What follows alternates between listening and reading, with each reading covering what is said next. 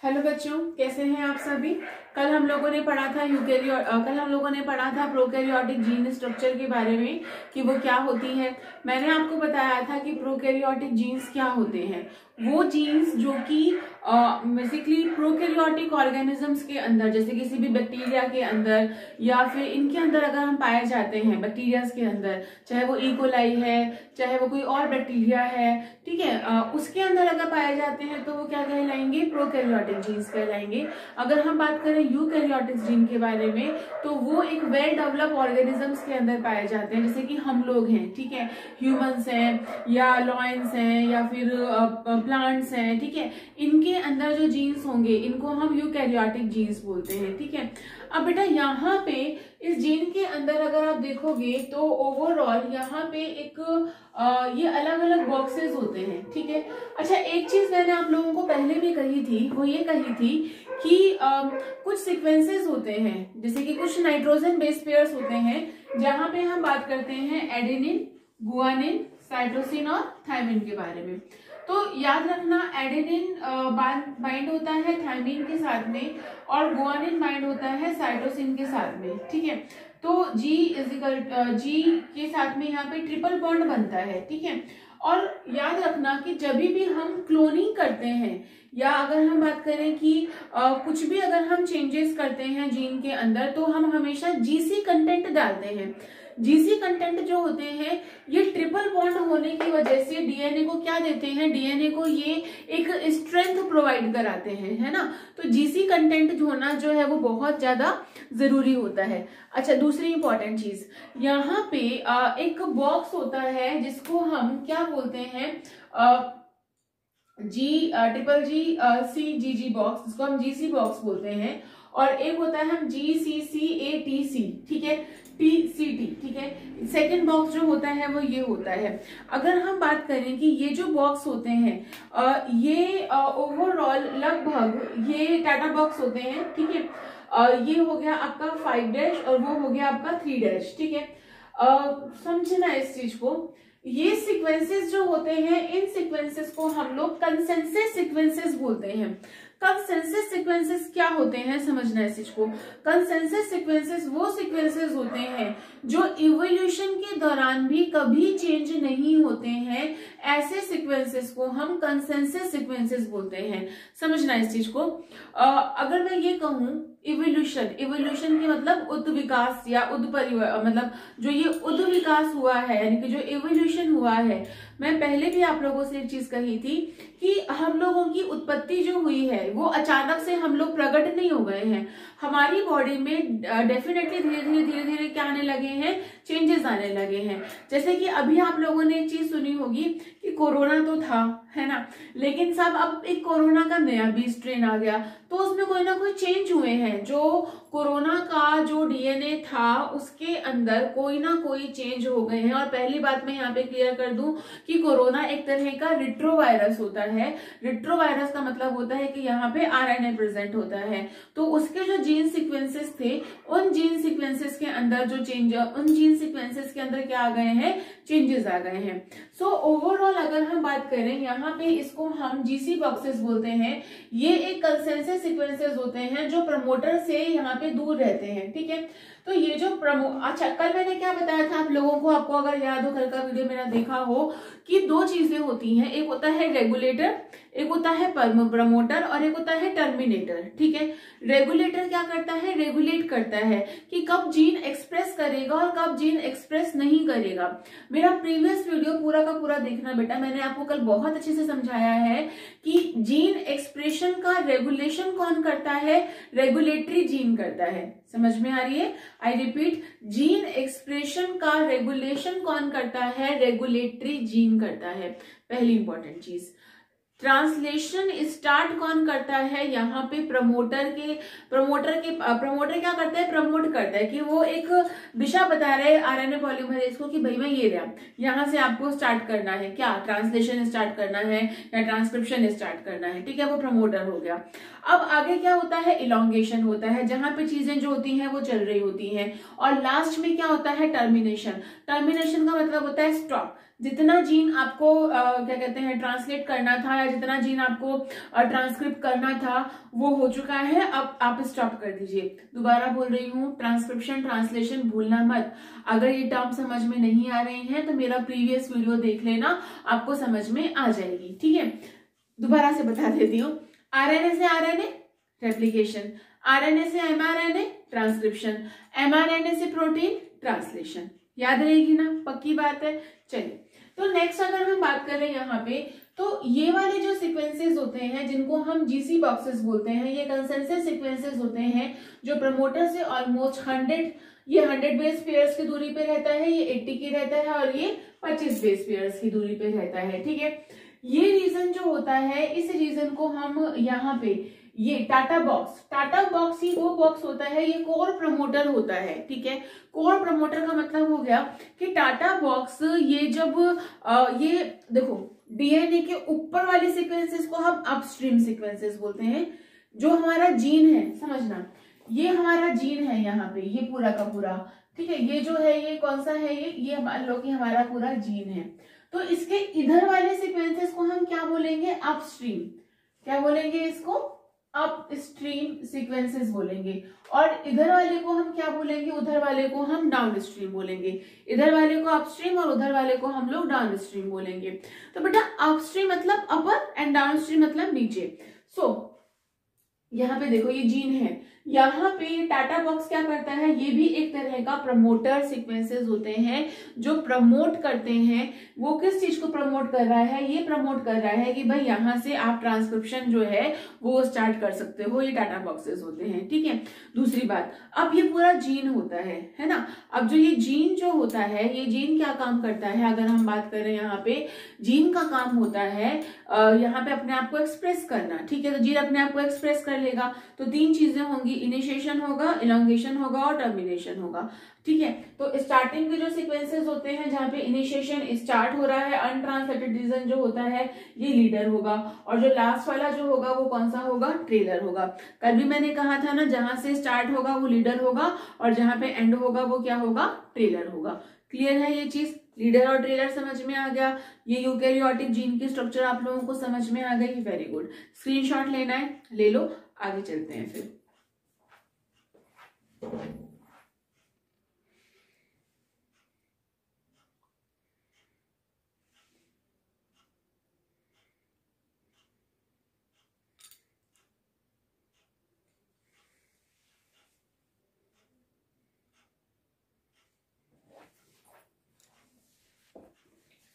तो बच्चों आप लोगों ने स्क्रीनशॉट ले लिया होगा।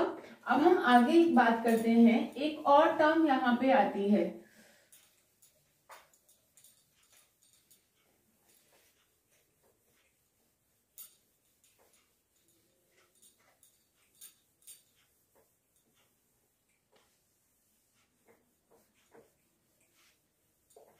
समझना, एक टर्म आती है यहाँ पे जिसको हम क्या बोलते हैं, म्यूटेशन बोलते हैं। ठीक है, इसको हम क्या बोलते हैं, म्यूटेशन।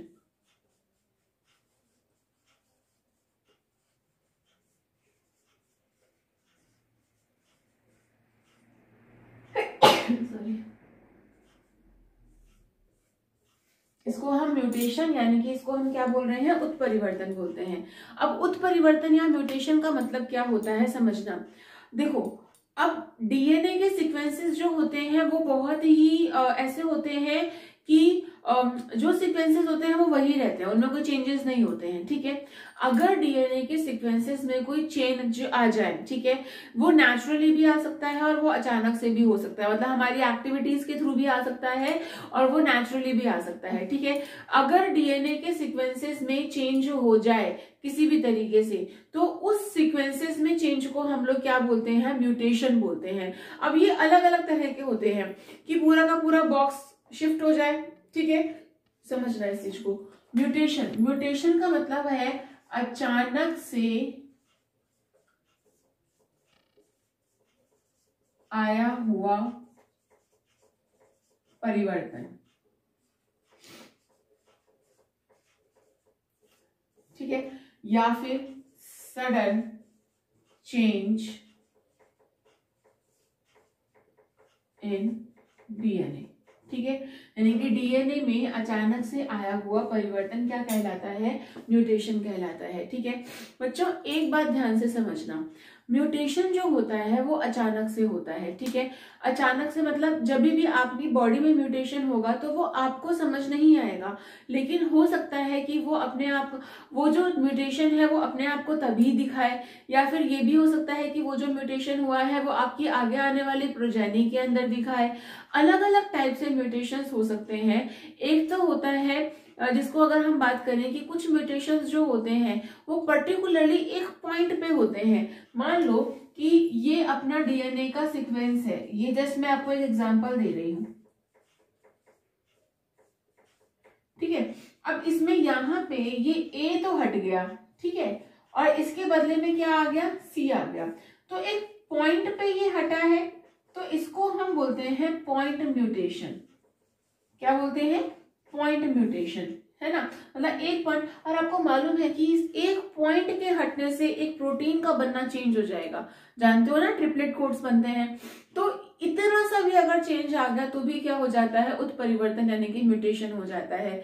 एक क्या होता है कि फ्रेम शिफ्ट म्यूटेशन, कि ये मान लो ये सीक्वेंसेस जो है इनके अंदर चेंज आ गया, इन तीनों के अंदर चेंज आ गया, वो फ्रेम ही अलग हो गया। ठीक है, तो कोई और चेंज हो जाएगा। तो कहने का मतलब ये है कि डीएनए के अंदर अचानक से आया हुआ चेंज जो क्या कर दे, जो आगे आने वाले उत्पाद में चेंज कर दे, आपकी प्रोजेनी में चेंज कर दे, मतलब कुछ भी चेंज कर सकता है, वो आपकी संतति में चेंज कर दे, तो वो वाला चेंज क्या कहलाता है, उत्परिवर्तन कहलाता है। अच्छा, आप लोगों को एक मना किया जाता होगा आपके बड़े बुजुर्गों के द्वारा कि भैया एक काम करना है कि आपको क्या कहते हैं, उसमें नहीं जाना है, यूवी लाइट्स के अंदर नहीं जाना है कभी भी। ठीक है, क्यों मना किया जाता है, वो इसलिए मना किया जाता है क्योंकि यूवी लाइट जो है वो डीएनए का डाइमर बना देती है। जैसे कि अगर मैं ये बात करूं कि ये सीक्वेंसेस हैं तो इसके साथ साथ एक और ए आ जाएगा, या इसके साथ साथ एक और जी आ जाएगा, मतलब डाइमर बन गया। ठीक है, ऐसे केसेस कब होते हैं, जब भी यूवी का एक्सपोजर होता है, अल्ट्रावायलेट रेज का एक्सपोजर होता है। कुछ डाइज होती हैं जैसे कि इथिडियम ब्रोमाइड हो गया, ये आपकी बॉडी में ये कार्सिनोजेनिक होती हैं कि आपकी बॉडी में म्यूटेशन करके ये कैंसर कॉज कर सकती हैं। ठीक है, तो म्यूटेशन किसी भी वजह से हो सकता है, कोई जरूरी नहीं है। अच्छा, दूसरी इंपॉर्टेंट चीज, म्यूटेशन जो होता है ये सबसे ज्यादा होता है बैक्टीरिया या वायरस में। क्यों होता है, क्योंकि इनका जो डीएनए होता है वो प्रोटेक्टेड नहीं होता है। अपन लोगों में म्यूटेशन इतना सडन नहीं होता है इनकी बॉडी में म्यूटेशन बहुत जल्दी से हो जाता है क्योंकि ये अपने आप को ओवरऑल सरवाइव करने की क्या करते हैं, कोशिश करते हैं एक एनवायरनमेंट के अंदर।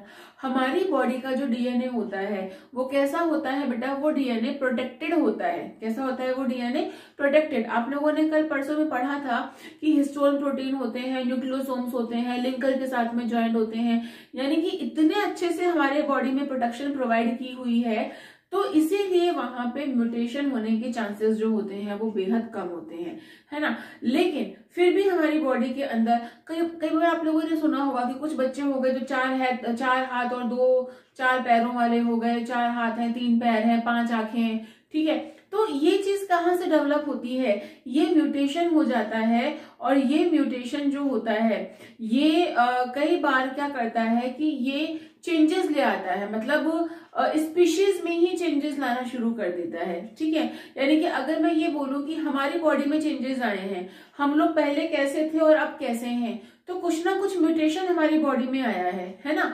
तो इसी वजह से चेंजेस आए हैं।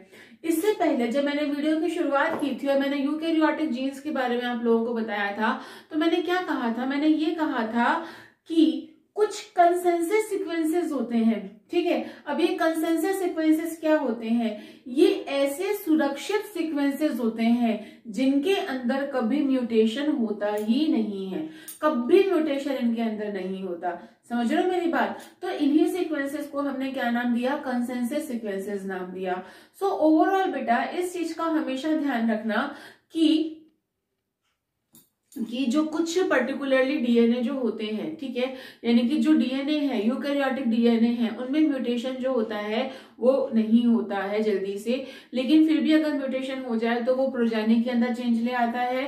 ठीक है, वो ओवरऑल पूरी बॉडी के अंदर चेंज ले आता है, ठीक है। और इसी की वजह से, म्यूटेशन की वजह से ही एक नई स्पीशीज का भी ओरिजिन जो है वो हो सकता है।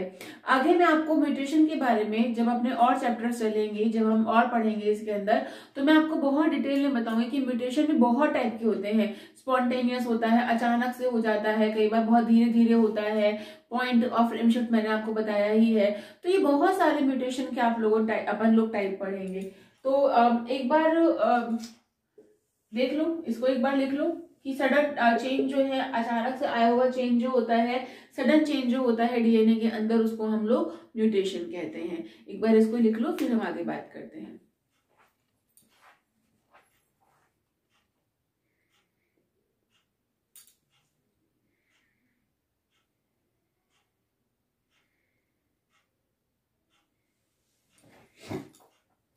हाँ जी, तो लिख लिया होगा आप लोगों ने। नेक्स्ट हम लोग बात करेंगे यहाँ पे जीन क्लोनिंग के बारे में।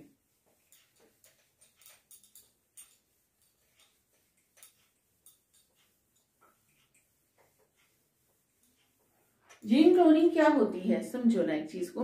एक टेक्निक होती है जिसको हम रिकॉम्बिनेंट डीएनए टेक्नोलॉजी बोलते हैं।